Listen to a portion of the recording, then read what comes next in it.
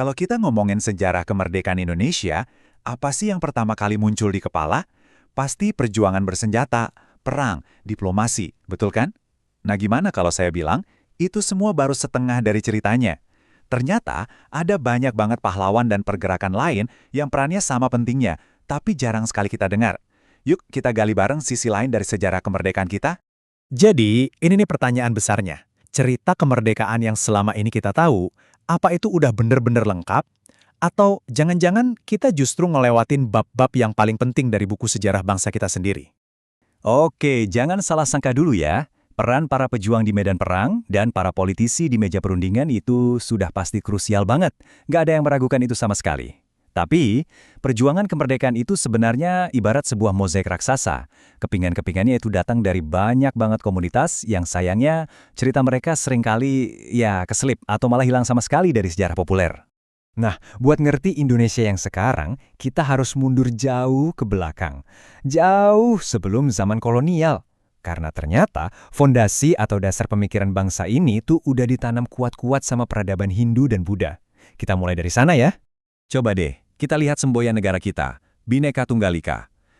Ini bukan slogan yang baru dibuat kemarin sore loh, ini tuh warisan pemikiran langsung dari era Hindu-Buddha. Jadi ini bukti kalau ide soal persatuan dalam keragaman itu udah jadi bagian dari katakanlah DNA-nya Nusantara dari ratusan tahun yang lalu.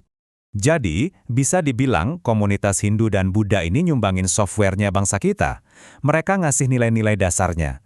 Mulai dari inspirasi kehebatan Majapahit yang bikin kita percaya diri, semangat pantang menyerah kayak puputannya I Gusti Ngurah Rai, sampai ke dasar moral buat melawan penindasan tanpa kekerasan. Inilah yang ngebentuk jiwanya bangsa kita.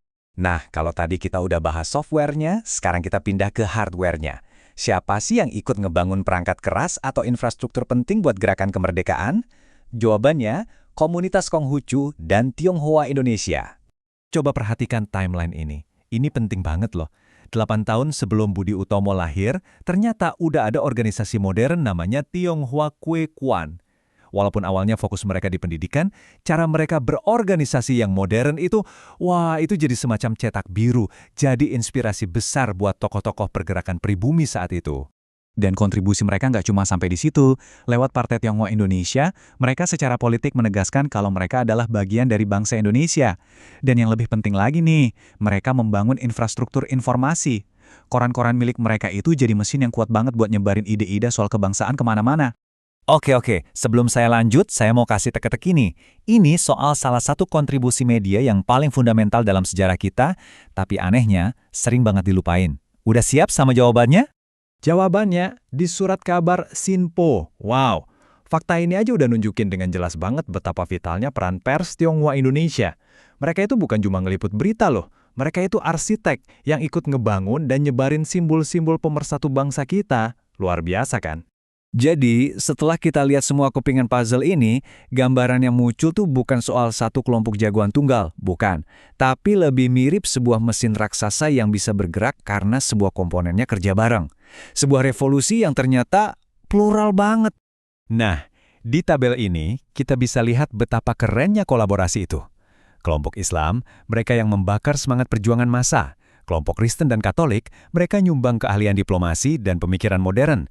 Terus, kelompok Hindu, Buddha, dan Konghucu, mereka yang ngasih fondasi sejarah dan juga infrastruktur informasinya. Semuanya saling ngisi, saling melengkapi. Kutipan ini, menurut saya, pas banget buat ngerangkum semuanya. Kemerdekaan itu hasil kerja bareng. Setiap bagian, mau sekecil apapun, punya peran yang nggak bisa digantiin. Kalau kita cuekin salah satunya, ya artinya kita nggak ngelihat gambar utuh dari mesin kemerdekaan Indonesia. Jadi setelah tahu semua ini, pertanyaannya jadi lebih dalam. Bukan lagi cuma soal masa lalu. Pertanyaannya sekarang buat kita semua hari ini. Gimana cara kita memandang Indonesia setelah tahu sejarah kita yang ternyata jauh lebih beragam ini? Dan gimana pemahaman ini seharusnya ngebentuk identitas kita sekarang dan ke depannya?